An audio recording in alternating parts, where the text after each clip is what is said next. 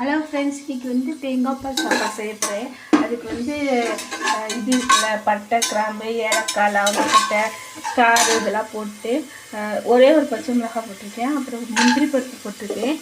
இதில் வந்து என்னென்னா சின்ன வெங்காயம், பெரிய வெங்காயம், பூண்டு, இஞ்சி, பச்சை மிளகாய் எல்லாம் சேர்த்து அரைச்சிருக்கேன். இது வதங்கிடுச்சு. இப்போ நம்ம அரைச்சி வச்ச இஞ்சி, பூண்டு, வெங்காயம், பச்சை மிளகாய் பேஸ்ட்டை போட்டுக்கலாம். இஞ்சி பூண்டு பேஸ்ட் வதங்கிடுச்சு. இப்போ ஒரே ஒரு தக்காளி போட்டுக்கலாம், ஏன்னா அப்போ தான் நமக்கு வெள்ளையாக இருக்கும். இப்போ சாப்பாட்டுக்கு எல்லாத்துக்கும் தேவையான அளவு உப்பு போட்டுக்கலாம். போதும். இஞ்சி புதினாவை நறுக்கி வச்சுருக்கேன். புதினா மல்லி நறுக்கி வச்சுருக்கேன். அதை போட்டு ஒரு வதக்கிக்கலாம். இதுக்கு வந்து எண்ணெய் நிறையா ஊற்றல, ஏன்னா தேங்காய் பாலில் இருந்து தேங்காய் எண்ணெய் எடுப்போம்ல. இப்போ நான் வதங்கிடுச்சு. இப்போ வந்து நம்ம சாதம் அரைச்சி பொன்னி அரிசி தான் போட்டிருக்கேன்.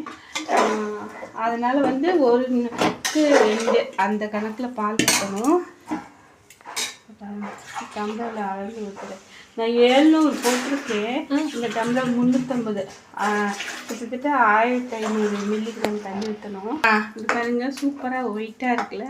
இது வந்து உப்பு காரமெல்லாம் பத்துதான். பத்து.